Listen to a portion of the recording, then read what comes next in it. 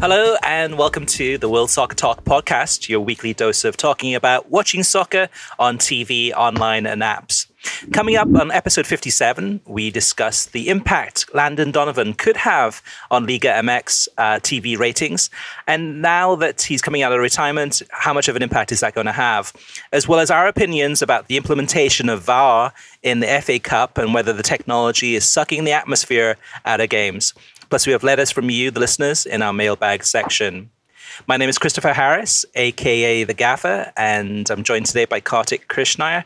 Kartik, how are you feeling? Any better than last week with the cold? I'm still a little bit under the weather, but thanks for asking. Okay, well, it's that time of the year. I think everyone's getting sick, so just hang in there, Kartik, and same to the listeners too.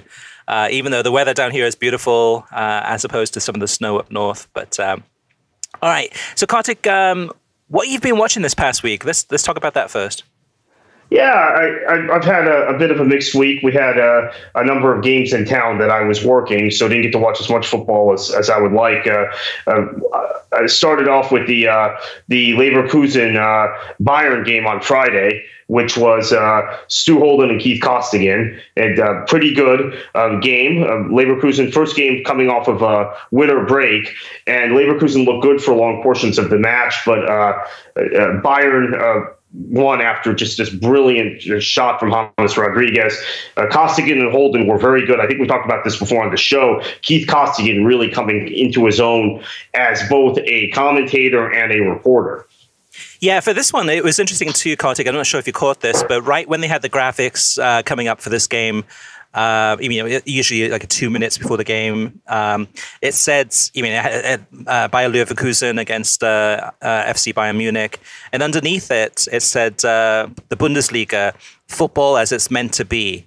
And I understand where they're coming from with this in terms of ownership and grassroots, and a lot of German youth internationals or German youth playing in this league, great crowds, etc. I posted a picture of this to Twitter, to the World Soccer Talk account, and one of the followers, I can't remember who it was, but said, "Yeah, football as it's meant to be. Bayern Munich is kind of 13 points ahead in the Bundesliga." Now, this can apply to a lot of leagues this season, not just the Bundesliga. You got the Premier League and La Liga, where the top teams are just running away with it. But I just thought it was interesting in terms of the Bundesliga, kind of a bit of a stab or a poke at some of these other leagues. But football, as it's meant to be. Well, I think as we have these conversations in the United States about creating a new structure, a more effective structure, the general sense is if you're going to keep some degree of organic feel, the German structure is much better than the English or Spanish structure in terms of ownership and what's permitted. Look, I have strong opinions about the Premier League and about what might happen down the road with the Premier League as clubs continuously are getting flipped and foreign owners are coming in and really kind of trying to cash in on television money. Right now, it all looks rosy, but the thing we do know is that the Bundesliga will never have some sort of artificial bubble where it cracks. We're not sure about other leagues. So I can kind of relate to that sentiment, to be perfectly honest with you. No, I don't like the lack of competition at the top. And RB Leipzig has shown what happens if you follow a different kind of ownership structure, how quickly you can climb the leagues and then climb the first division table in that country. But there are some, certainly as we evaluate our fandom as football supporters and our values and our ethos and those sorts of words, you realize the Bundesliga has something to offer that the other leagues in Europe tend to lack these days. Mm-hmm. Yeah, to me, it's football. Kind of close.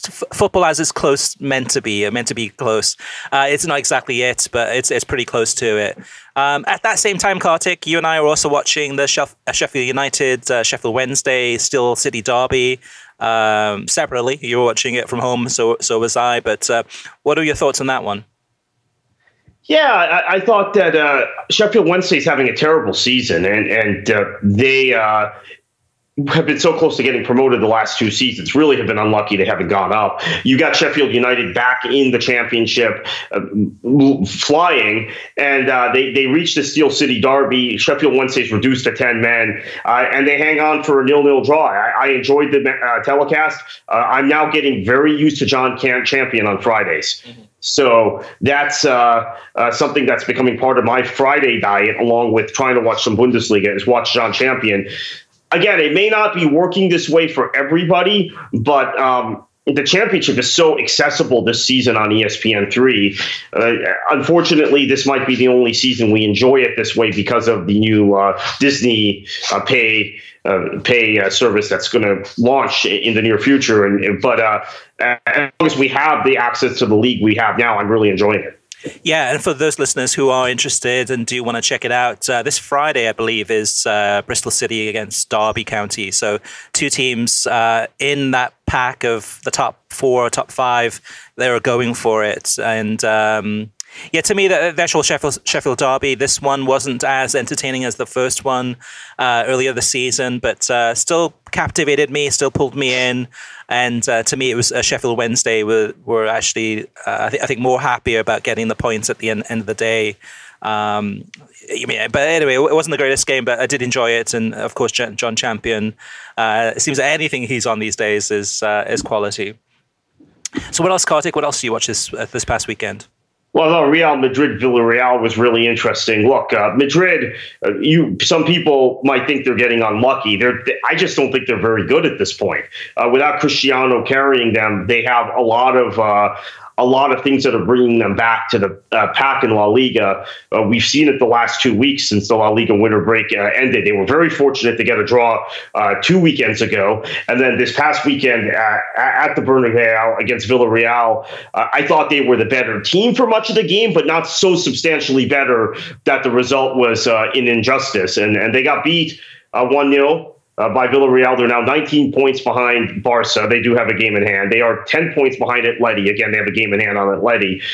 10 points behind Atleti for second. So unless they beat PSG in the Champions League, which I have to say, look, we can talk about history, and we often use history to make determinations about these teams in Europe.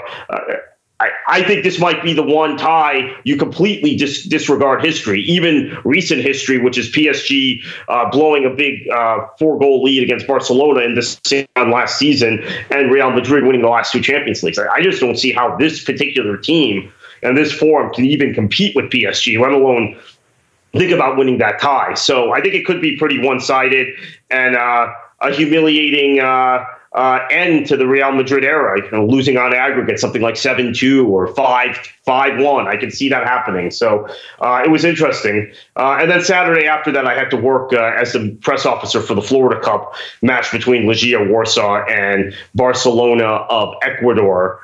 So missed the rest of the action. Kept an eye on the Everton-Spurs match via text messages with some of my friends who were Everton fans. And I had DVR'd the game, but I quite frankly had no interest in watching the match after getting these text messages and realizing how bad Everton was. Mm-hmm. What about the Warsaw, Legia Warsaw? What was the fan base like in terms of the support that they got for this game, which was in Fort Lauderdale? Yeah, it was pretty remarkable. Now, the attendance for the game was terrible. The reported attendance was somewhere around 2,500, but a good 750 of those fans were Polish Legia Warsaw fans. A lot of Legia fans, and then a lot of people showing up with Polish national team shirts, Lewandowski shirts, a couple people with Bayern Lewandowski shirts. It was surprising because I thought bringing a Polish team here was a big risk. As it turns out, the problem was bringing Barcelona, who had come last year and had sold out the place, right? But you bring the same team 2 successive years. A lot of their supporters have traveled or have spent money on tickets to see him once in the last 12 months. They're not going to do it for a second time. The other thing I thought was really significant from my personal experience, Chris, and this is not meant to be ethnocentric or shots at anyone, so I hope people don't take this the wrong way.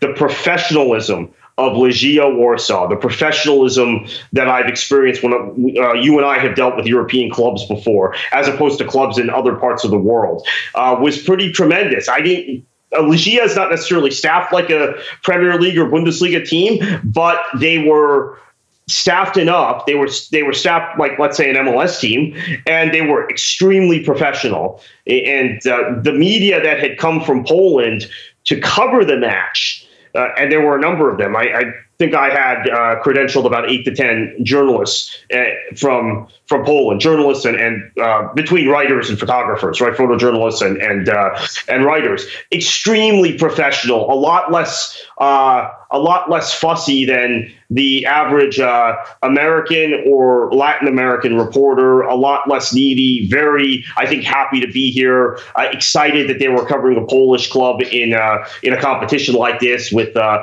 clubs of great prestige. So it was a great experience dealing with them. And then Barcelona I had dealt with last season in a similar role. Barcelona of Ecuador, they brought less media this time, but it was an interesting experience. I've never been exposed to Polish football before. So it was neat. Up close, right. Yeah, I did catch, so I missed that game, but I did catch Sunday's game on Fox Deportes, which was the River Plate against Santa Fe, I think from Colombia, friendly. Yeah. And that was, I mean, to watch it as a TV, I mean, the pitch looked great. That's the field that the Fort Lauderdale Strikers used to play on after they left Lockhart Stadium. But it seemed quite a lot of River Plate fans there. Of course, South Florida, is a kind of a huge Argentine communities, especially in Miami. But the crowd was good. The level of football was decent. And actually on television, it looked great. But yeah, I think it was an entertaining match from what I saw.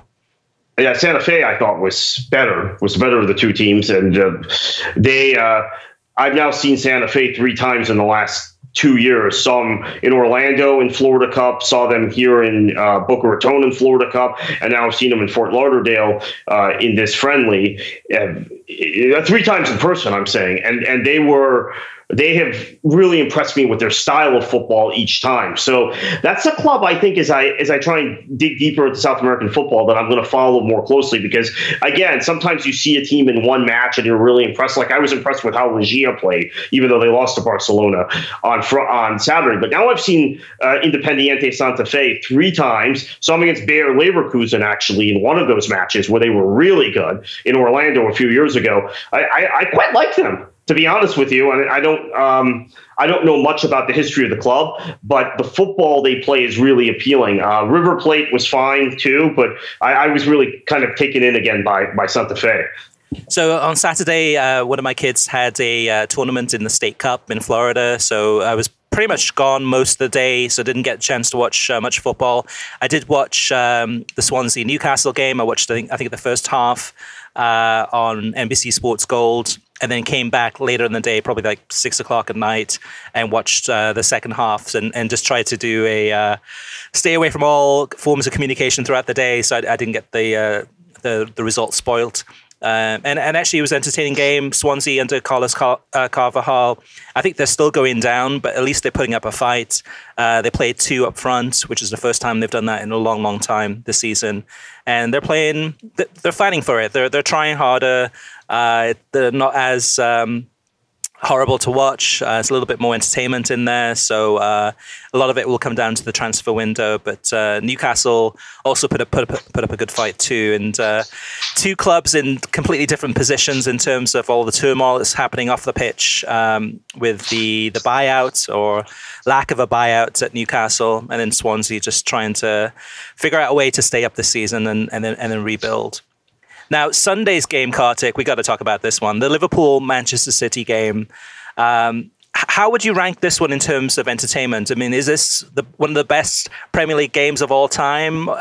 Is it up there? No, the Newcastle-Liverpool game. Look, there was defensive errors that created. I mean, there was, again, we go through this on the show every week. We have to separate entertainment value from quality. I don't think it was really a quality football match. There were some quality goals on display. I mean, particularly, I think the Mane goal and the Firmino goal. But let's call it what it was. It was a team, Manchester City, with that hasn't been. No one goes at them, right?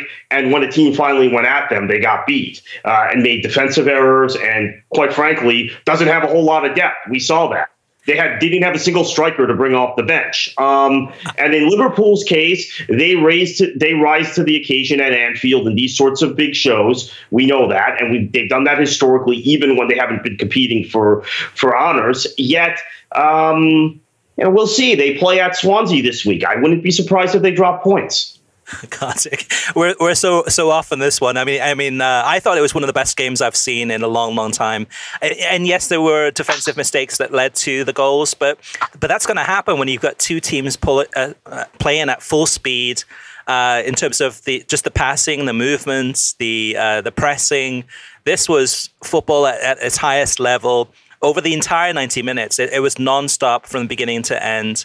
And to me, this is a great example of a game to show to your kids or to younger people that might be interested in the sport, just showing them kind of how much of a difference this level is compared to other leagues. I mean, in terms of just the players on the pitch, it was absolutely sensational.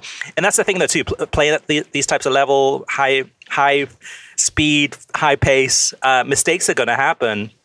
And Liverpool capitalized on those, definitely. But I enjoyed it. What I was particularly interested in, too, Kartik, especially for this show, is the post-match. And NBC Sports, yet again, with a pitchside desk. And actually, somebody on Twitter, I think a few weeks ago, responding to this podcast, criticized us for praising NBC Sports and for having the pitchside studio. I can't even remember which game it was. I think it was the Everton game, maybe. Praising them for that. And they said, like, well, if NBC Sports has paid almost $1 billion, of course they're going to get a pitchside studio. But Fox Sports has paid hundreds of millions of dollars, but we don't see any pitchside studios from them. But in terms of NBC Sports, what they did with this, I think, was fantastic once again. And getting Jurgen Klopp to really open up, and it wasn't one of those canned media trained interviews. I mean, he was really kind of talking from his heart. It was fantastic. I mean, I don't know about the censors at NBC, if they're going to be more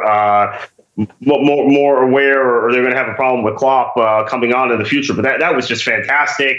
He looks down at his microphone, sees it's NBC. I think he just was told, hey, you're doing an interview in English language. Looks down at NBC, says, oh, my boss will be watching. And John W. Henry. Yeah. And then throws out the expletive. But Klopp is so engaging. Look, and I got a lot of criticism on Twitter as I'm at this game that we talked about, the Independiente game, tweeting about an hour after I'd watched this interview and went down to the ground, that there's just something different about Klopp and Mourinho. You got a slew of Mourinho defenders who always come out after me when I say something about him. But not only did he get after Manchester City in a way Mourinho is scared to do even at home, right? In a way, Mourinho is scared to go after Klopp. He's scared to go after Wenger. Yeah, he has a great record against Wenger, but that's from parking the bus and having his players wind up Arsenal players. We saw it with Gabriel and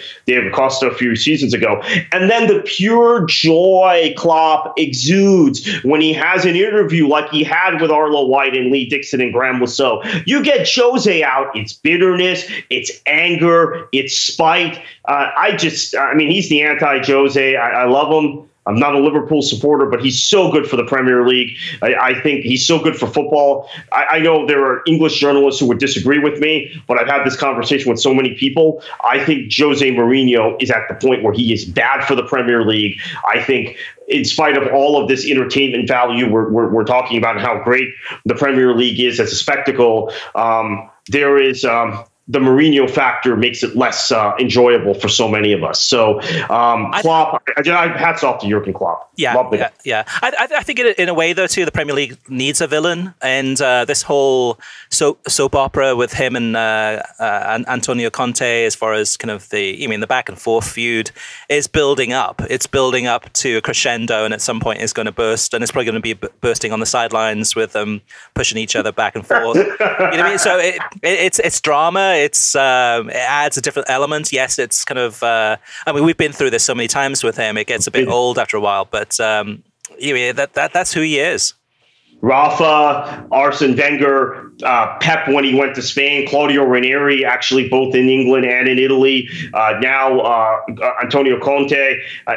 I mean, at some point, you have to stop defending the guy. Okay, I'm sorry, I'm taking a point of personal privilege here. So many people come after me about my Mourinho analysis, and I'm not analyzing him necessarily as a football manager, although I think he is not at the level he was a decade ago. I am talking about all these extracurricular things. And when you see Jurgen Klopp in an interview like that, and the way his team approached the match, the same fixture Man United had a month ago and approached completely differently, you just positivity, I think, wins out over negativity for a lot of us. And Klopp wins out over Mourinho, and he's good for English football. He's good for global football. I think Jose, he had a time and a place, and he's accomplished a lot. I don't think anyone else could lead Porto or Inter maybe to winning the Champions League titles that they have, but I think his shelf life has expired. Mm-hmm.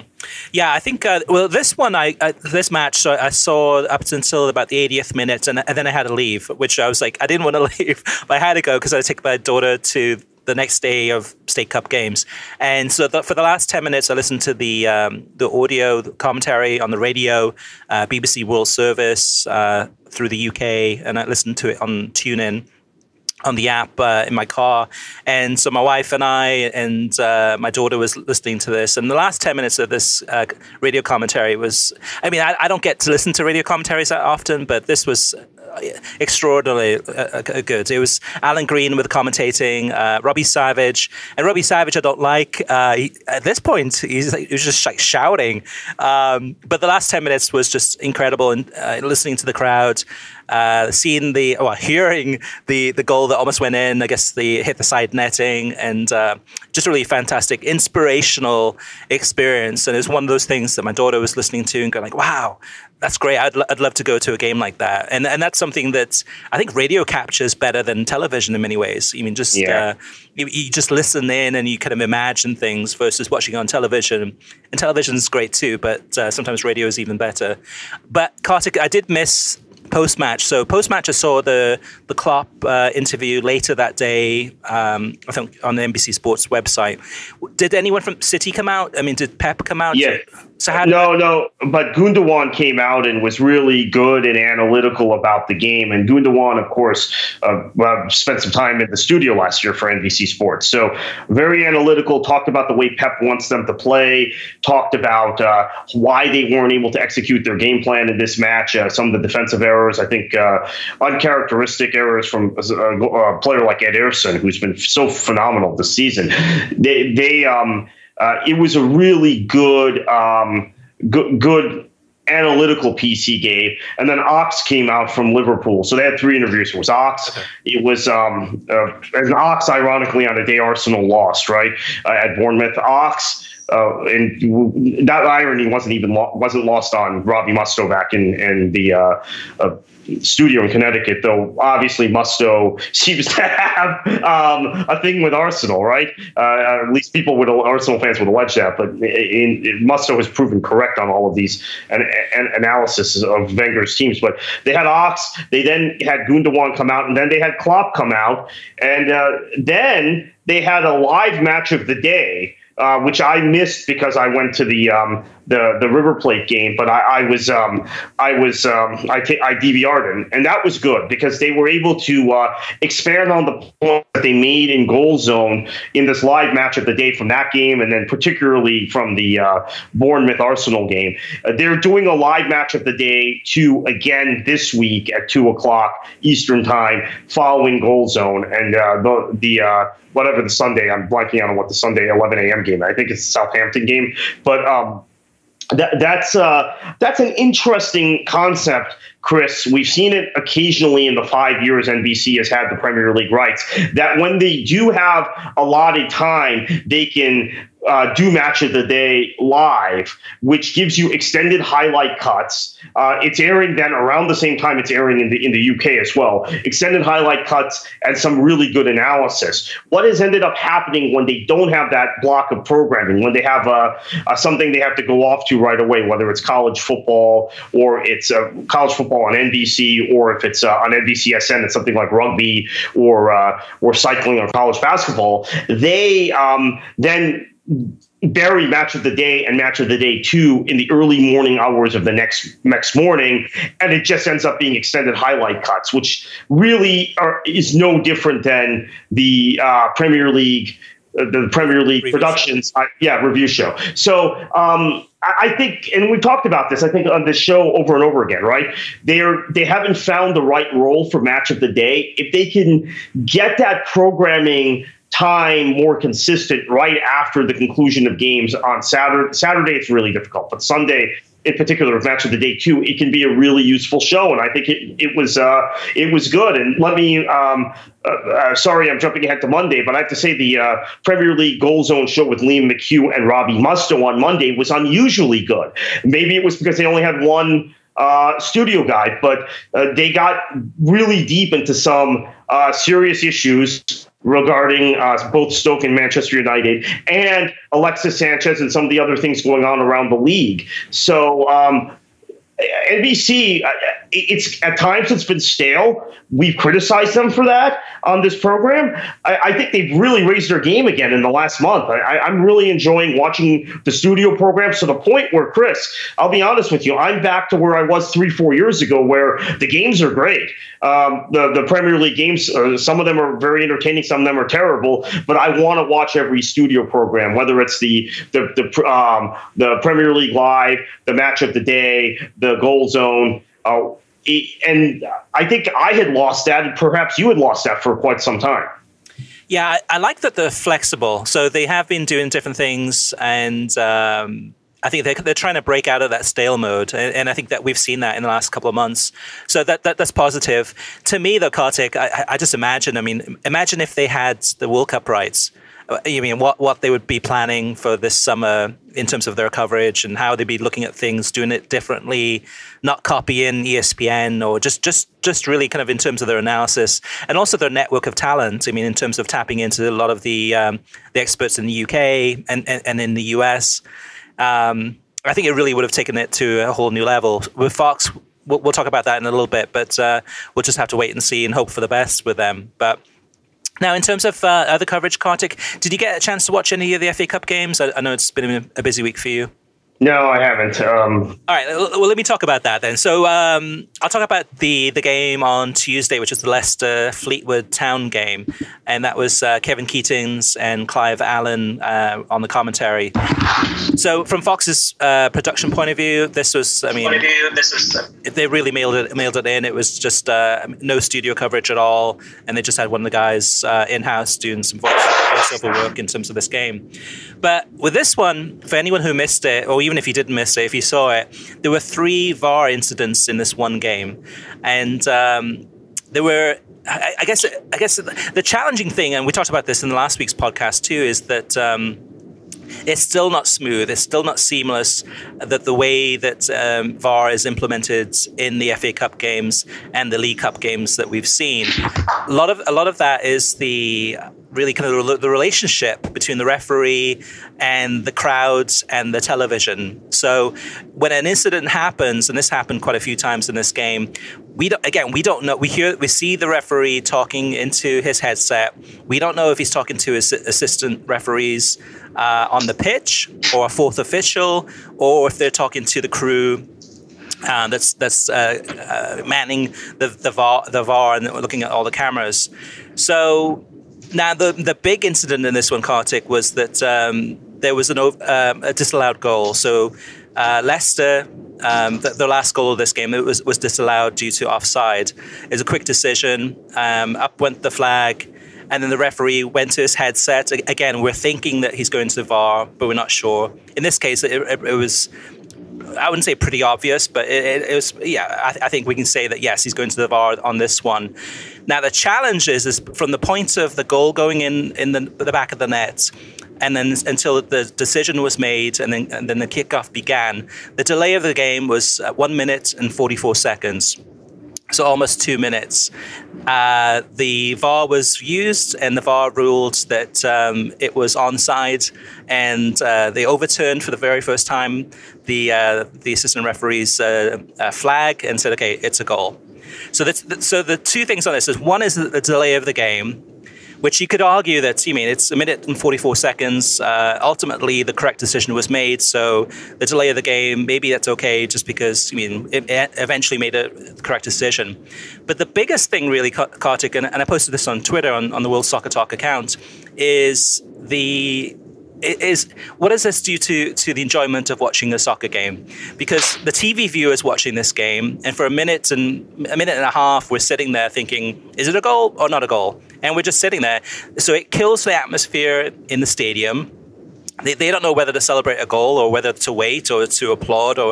And for the TV viewer, they're sitting there watching the replays over and over again. And within about 10 or 15 seconds, we see, as a TV viewer, that it should have been a goal. But we're still waiting for the VAR to go through probably all the different angles, and then ultimately for the referee to make his decision. Now, the other thing with this, too, is that there's still confusion, because, yes, it looks like they're going to VAR, but there's no communication between the VAR and the referees and the commentators. So the commentators see the referee blow his whistle and point, and they think that he's running over to the camera or to the TV screen on the side of the pitch to take a closer look at this incident, when in fact he blew his whistle and ran back to the center circle to go ahead and award the actual goal and get ready for the kickoff. So I guess all of us were confused. Probably some of the people in the stadium were confused. The TV viewers were confused, and then just the indecision from the referees to make the final decision. So to me personally, I want to see this speeded up, because 1 minute and 44 seconds is too long. They need to figure out a way to speed this up, but doing so in such a way that it doesn't speed it up so much that they make a wrong decision. But there has to be some type of communication, whether it's on the actual TV screens, the big monitors in the stadium, that shows a VAR thing, or same thing for us too, where we see that it's going to a VAR, so we know that it's going to that rather than headset to a fourth official.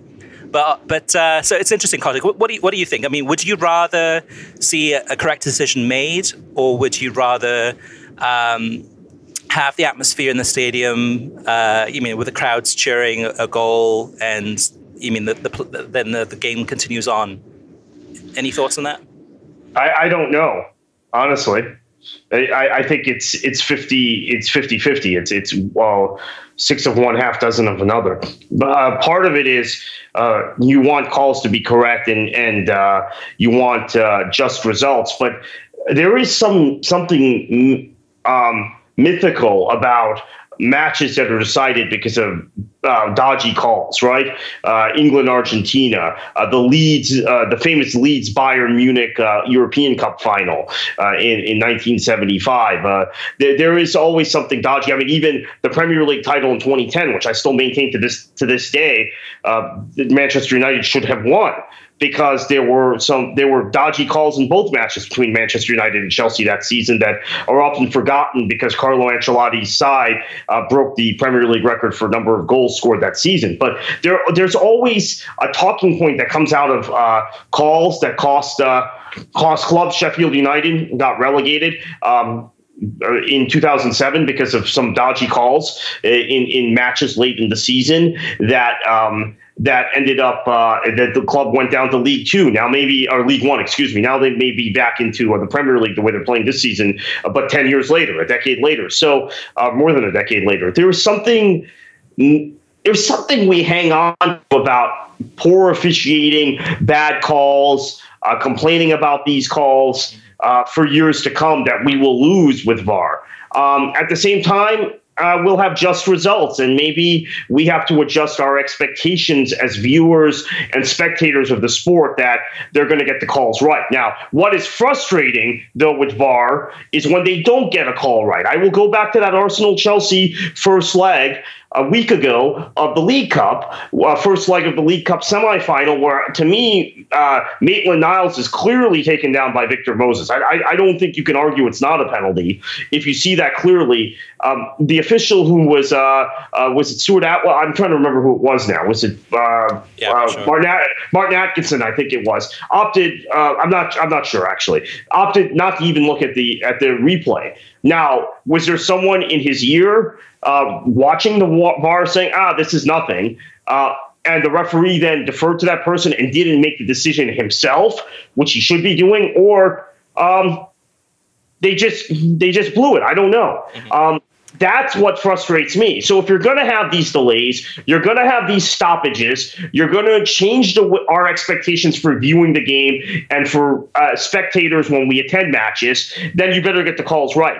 If you have those and you don't get the calls right, like that one, in my opinion, and Arsenal would go back to the Emirates, well, who knows how the match would have played out if they had scored a goal at that point. But in any event, it might affect the final who lifts the cup at the end of the League Cup. And I'll admit, I have a historic grievance because of a call that was made against Manchester City in that same League Cup semifinal, actually the second leg at Anfield in 2012, a handball on Micah Richards that never should have been called, and Liverpool lifted the cup and City was eliminated in that round. And I still hang on to that, as if we had VAR, that call would have been corrected. Well, maybe it wouldn't have been, in hindsight. Maybe Liverpool still wins and gets a penalty, wins the second leg, or gets the goals they need in the second leg, and then beats Cardiff in penalties a month later. So that's my problem. If you're not going to get the calls right, Chris, then don't bother. It's an interesting topic, though, too, Kartik, because even with VAR, not 100% of the calls are going to be still correct. So there's going to be mistakes done by the people doing the VAR. One other comment too, this is from Andy Woodard, and this is through Twitter. He says, I'm all about no video replay in any sport. Let games played by humans be officiated by humans. Everyone makes mistakes. The majority of officials are spot on. Just play the game, and in my opinion, replays will kill the beautiful game. Just say no to replay. And there was a lot of comments too, similar to that too, where they just said that this is going to change the way that we view and watch soccer. The other thing, Kartik, which is really interesting, is that Martin Tyler in an interview last week said that if VAR had been in place several years ago, and for the Manchester City QPR game where City won the title on that incredible game, he said that in the back of his mind, knowing that there could be some indecision about the actual whether it was a legitimate goal or not, could have affected his commentary. So, the famous commentary with the Aguero, the call that he did might have changed if VAR was in place. And it does make you wonder too, because there will be indecision. Anytime now the ball goes into the back of the net where maybe it's a 50-50 call, I think everyone's going to hesitate. The commentator might hesitate a little bit. There won't be as much passion, probably from the co-commentator, talking about what a glorious goal that was, because now he or she is kind of holding back, thinking, okay, well, maybe there's going to be we're going to VAR now, so we have to wait a minute and a half to find out whether or not that was the goal. And the same thing for the people in the crowds. The fans that would have in the past gone absolutely crazy nutso after scoring that glorious goal might now hold back a little bit. So it does change everything. That happens in college basketball a lot. I've noticed with 3-point shots, which are automatically reviewed now and slow down the game, which is part of the reason why ESPN, this is not related to soccer, but it is because it sometimes spills into our programming. They have to stop scheduling those in 2-hour windows because of all the stoppages, because of replay. Those games are going 2 hours and 15 minutes now, or 2 hours and 10 minutes. That there's a crowd delayed reaction, I've noticed, because of that very fact. So sorry to cut you off there, but I think it is absolutely essential. Now that you mentioned that Martin Tyler comment, that probably makes me think a little more about this concept of VAR.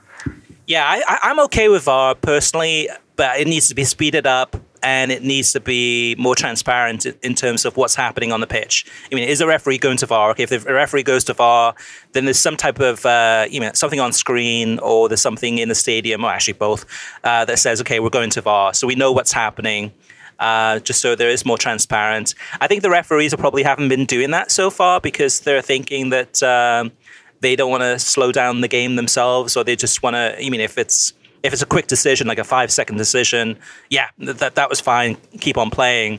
That it doesn't upset the flow of the game. But there's a lot of different things that go into this.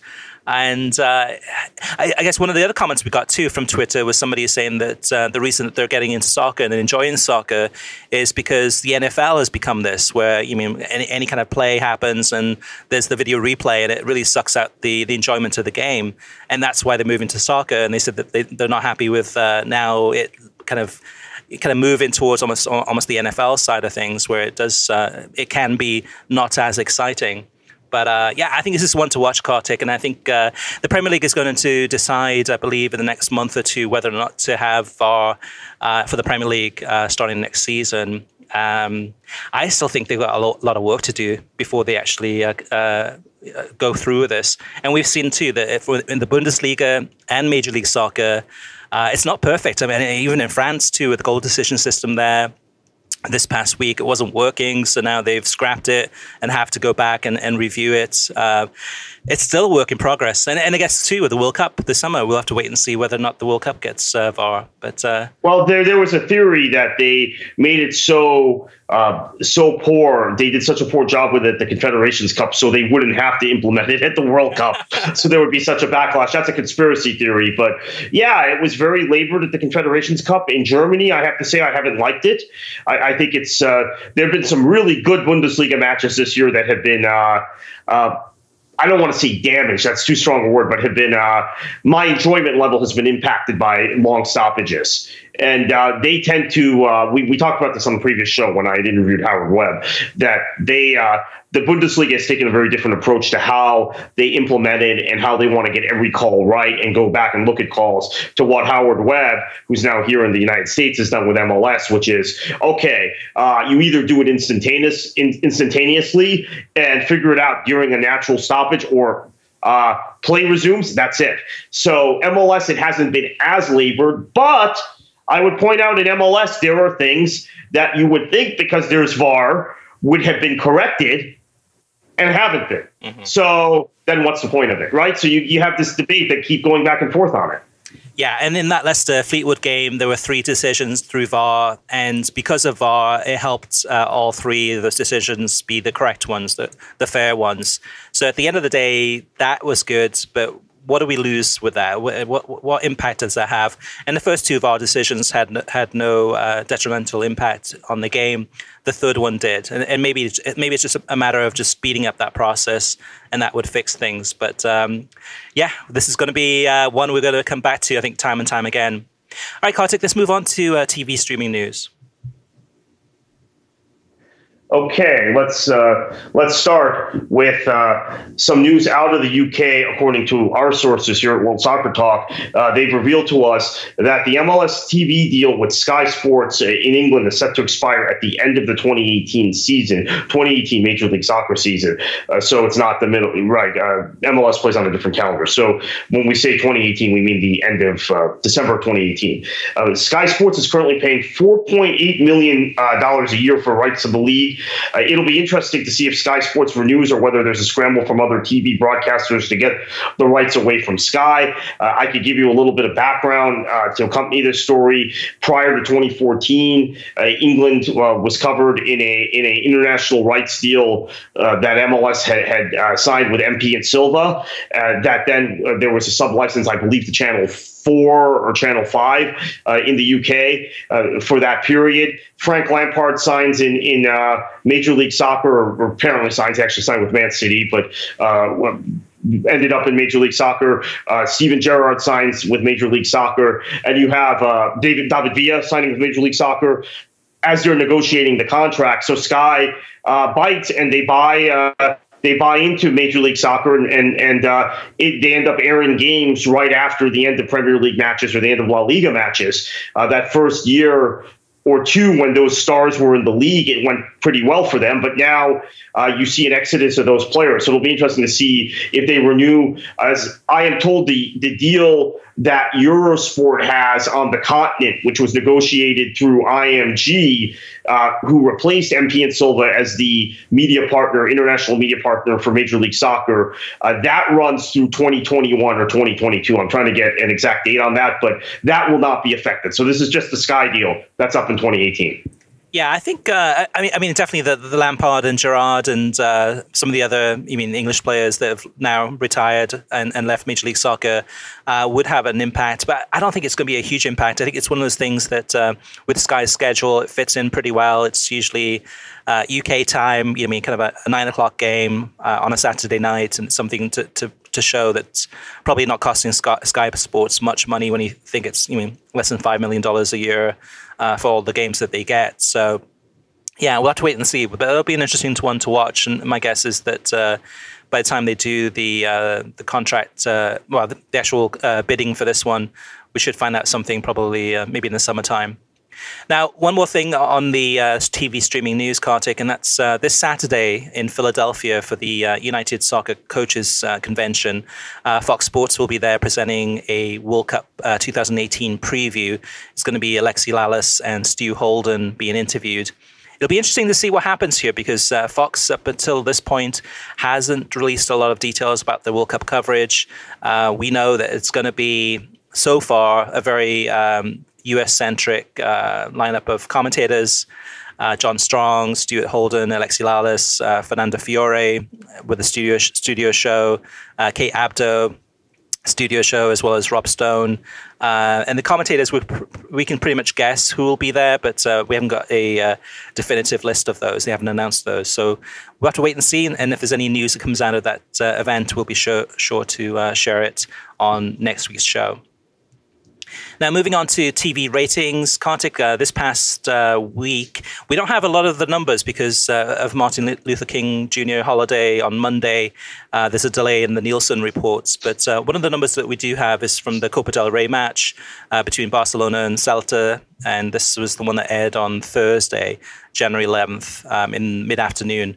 So this one ranked number one among Spanish-language sports cable networks among total viewers. It had 160,000 average, and which is pretty decent for, I think by this point that Barcelona had already wrapped up the moving into the quarterfinals, but still a decent number for a mid-afternoon cup game. Now, Kartik, listener mailbag. We've got a few comments this week from our listeners. The first one is from the Soccer Heretic, and he sent in this tweet. He says, I have to give rebuttal for the Liga MX TV ratings. Number one, Liga MX, like Major League Baseball, NFL, and NHL, came up in a different era of mass communications and media coverage. Number two, the vast majority of Liga MX following is based on cultural connections developed in an era of era of the previous statement. Its following in America is also much more heavily weighted in communities with large Mexican heritage populations.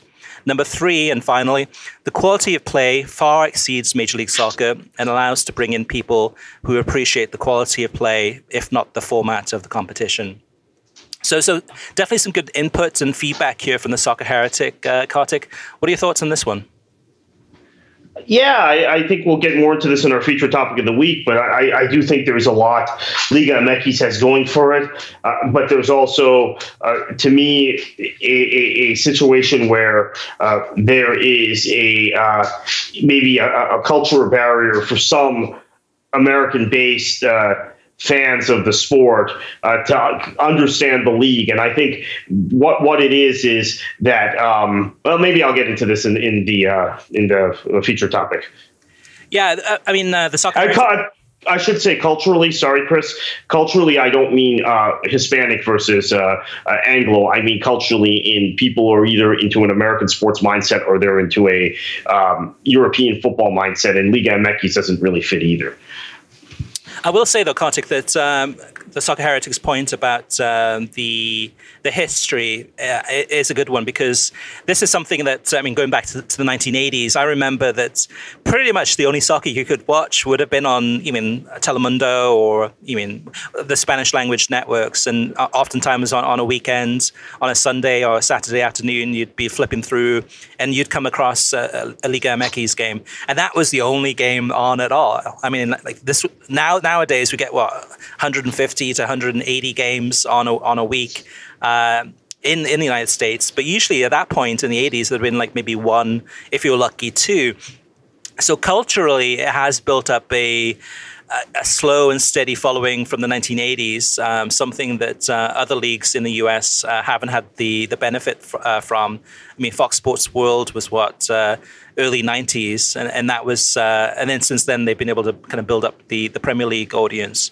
So that's definitely a good point. And I think I agree with the Soccer Heretic in terms of there are things with Liga MX that are to benefit them that others don't have the benefit of. Now, next up is, let me see what we got here. We got Larry Rouse, who sent in this tweet. He says, so one thing I've noticed is with the Premier League goal zone, there are so many commercials and not enough talking, especially towards the end of the show. It's all advertising. Could this be improved upon in any way? There's not enough breakdown of the league during this time for me. Sometimes the 1 hour show feels like 30 minutes and the commercials are 3 to 4 minutes long.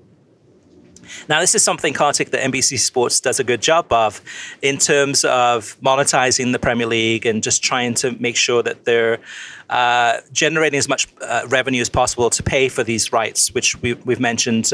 This latest rights cycle is costing them almost $1 billion for 6 years. So, but have you noticed that too in terms of commercials and how much that's impacting the amount of time that of coverage from the Premier League? Yeah, which is why I think I've been so impressed with the last month. I think there's been more commentary. I singled out the show Liam McHugh and Robbie Mustoe on Monday after the Borough's not even in the league anymore. After the Stoke is beginning to feel like Borough. Maybe that's why I thought, Stoke Man United match. That seemed to, we got a lot out of that hour. I think it's because there have been these hour-long goal zones in the past where they've done a lot of highlights. There's been these kind of talk segments where they repeat what they said at halftime or repeat what was said on the broadcast. Then there was a commercial block of 4 minutes. Then there's some sort of something else. And it seems like it's a 20-minute show, right? This time I felt like I got good value for the hour. Maybe 45 minutes of actual cognizant analysis. So concise and some points that Mustoe normally wouldn't get to make. So, I actually tend to agree with this point. I think that the goal zone shows, I kind of cringe when I see they're only a half an hour, because then I'm expecting 10 minutes of analysis.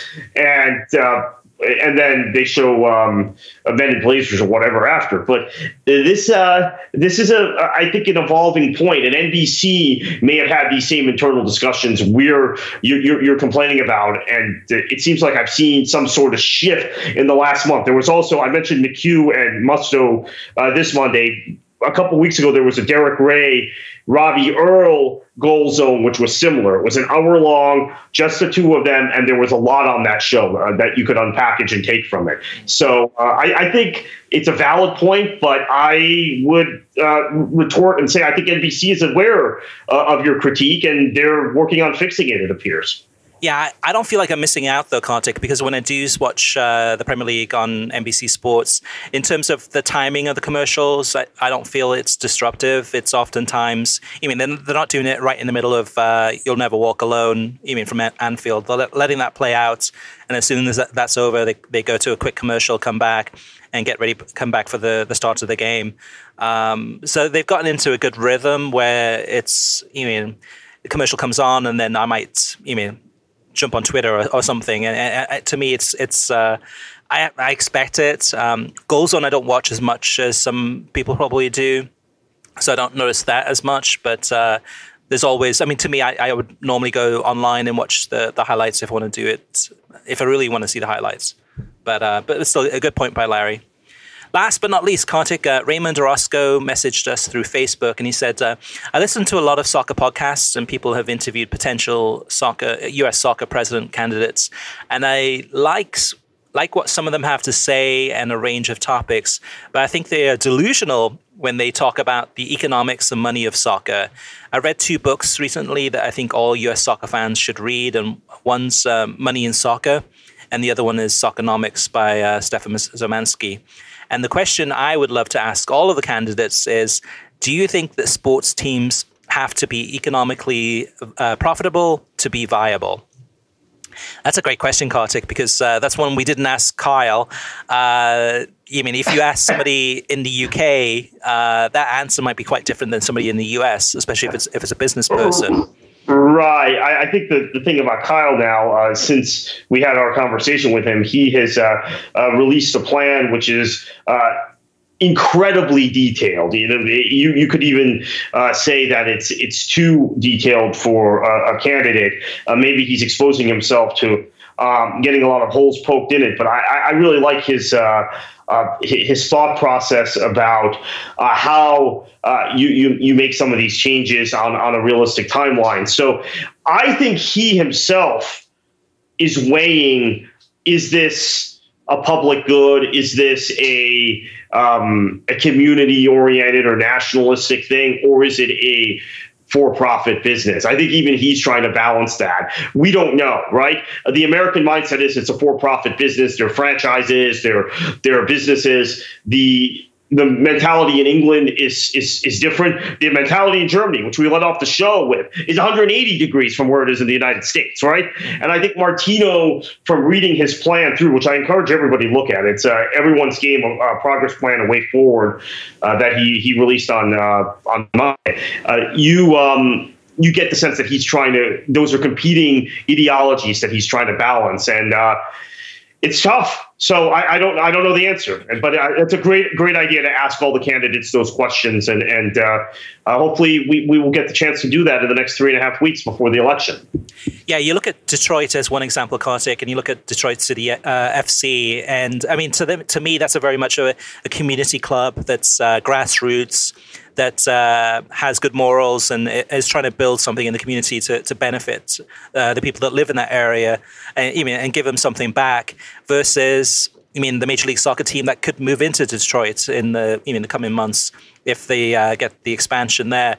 And the difference between that club, if it happens, which is purely for profits, purely for generating as much money as possible, and the fact that Major League Soccer and the proprietors of that potential Detroit club, Chris, seem to have no interest in engaging those people who built Detroit City FC. That, to me, is more galling than everything, because they have built something very special, very unique on the American sporting landscape, not just on the soccer landscape, on the sporting landscape. And you've got essentially corporatists trying to take them down. It doesn't sit well with a lot of people. Detroit is a real sore subject. We try and remain objective about these things, but yeah, I'm glad you brought Detroit up, Chris, because I think that is where you see the contrast in black and white in this country. Yeah, and that's one of the things too, Kartik. It's not just Major League Soccer. The Premier League is all about profits at this point. But it is, you have lower league clubs that are more about the communities, trying to, again, provide something of value to the community. And it is a question. It goes back to, say, musicians? I mean, do you want to be kind of your local musician who's enjoying it and playing every weekend, or do you want to go and sell 1 million records and sell out and become a worldwide star? I mean, it's there's so many different levels to look at it. And for soccer, I mean, this is a great question from our listener, from Raymond, is that what do these candidates think? I mean, how do they balance the two? Because there is the profit side and there's the non-profit side.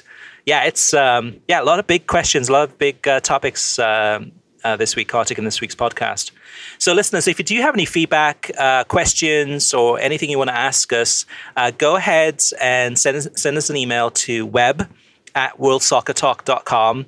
You can tweet us at our new Twitter handle, which is @worldsoccertalk, or send us a message through Facebook. That's facebook.com/worldsoccertalk. We'd love to read those out on air and to share those with the other listeners.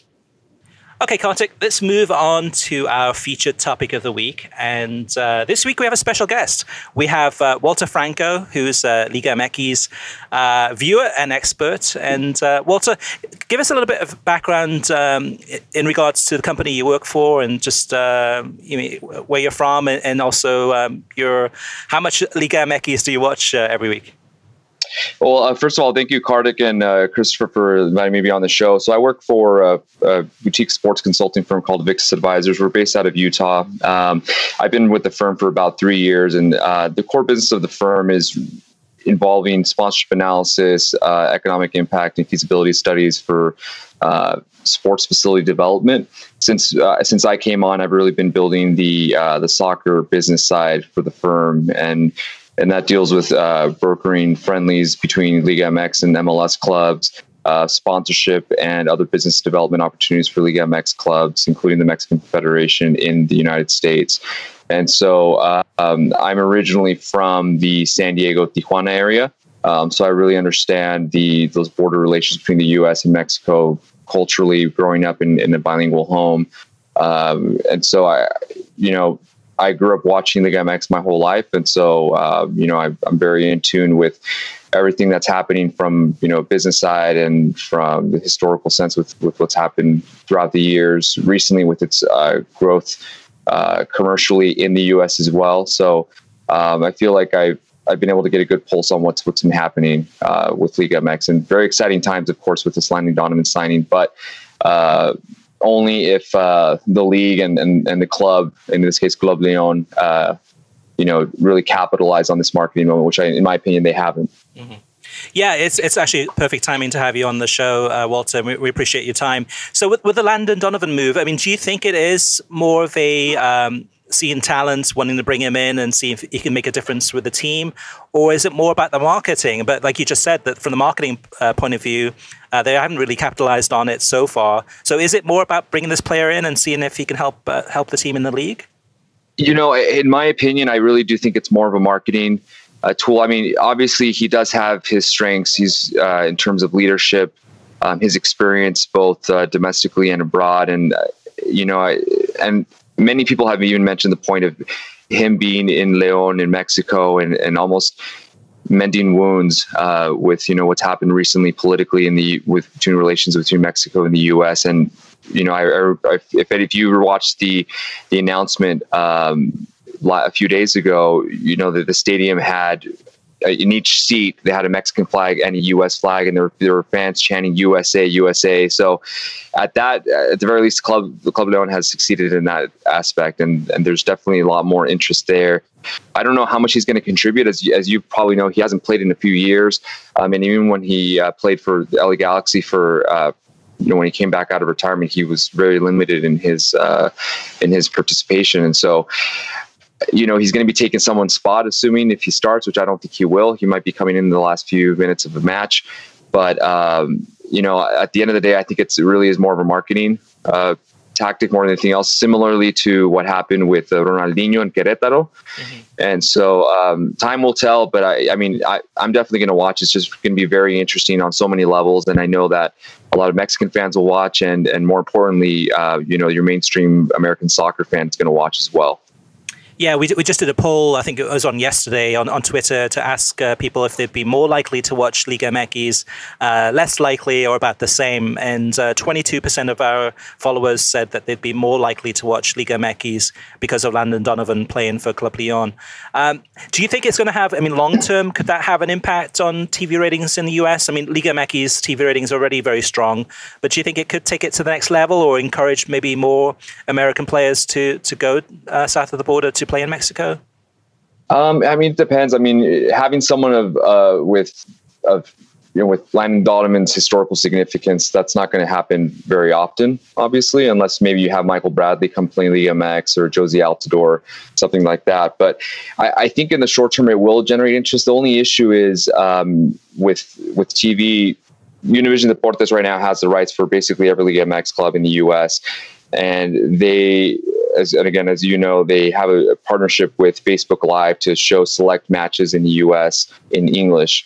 And so the question is, okay, are they going to capitalize on this and show more Leon matches on Facebook Live so that English-speaking fans can watch?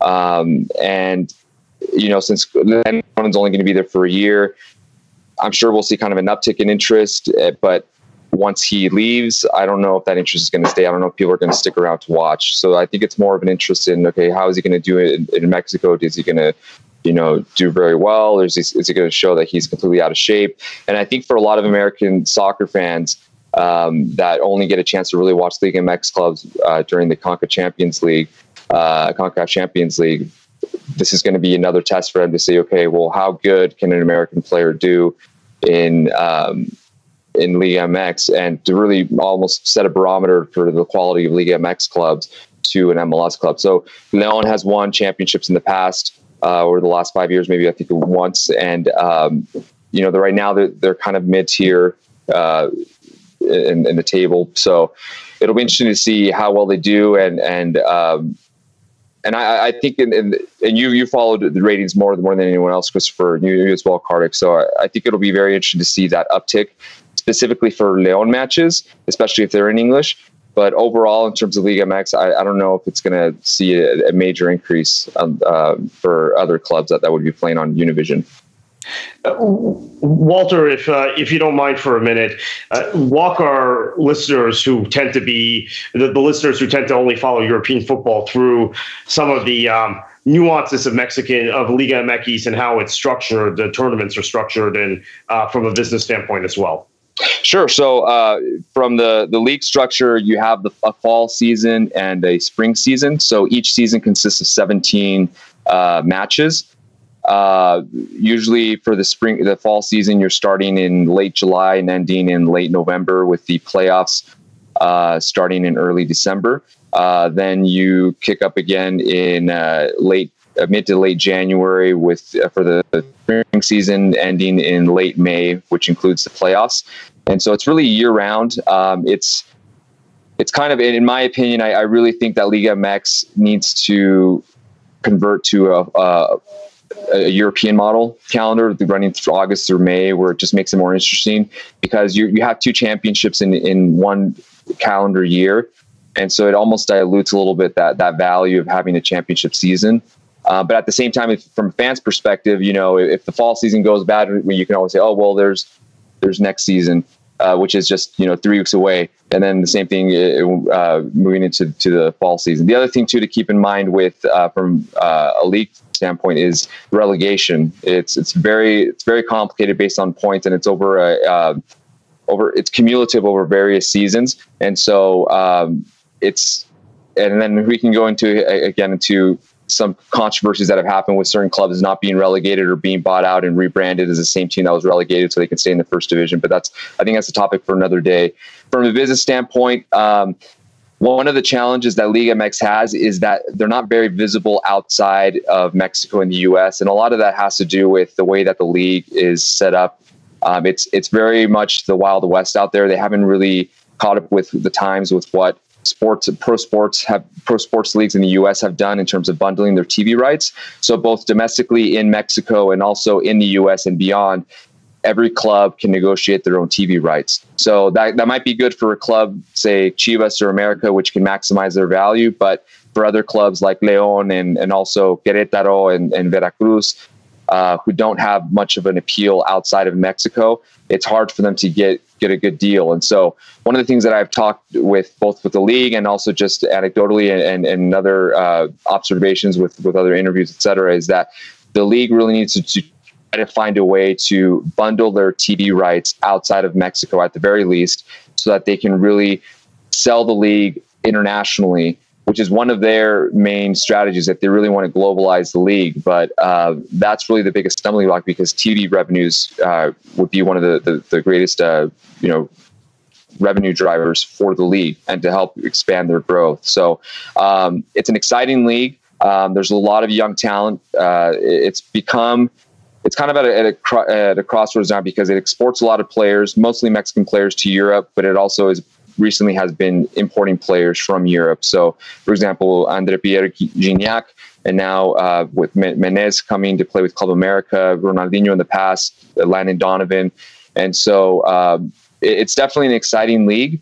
They've had a lot of success, on the Western Hemisphere. But I think there's definitely a lot more room for growth. Last question for me, Walter, is in regards to Liga MX and more so Club León.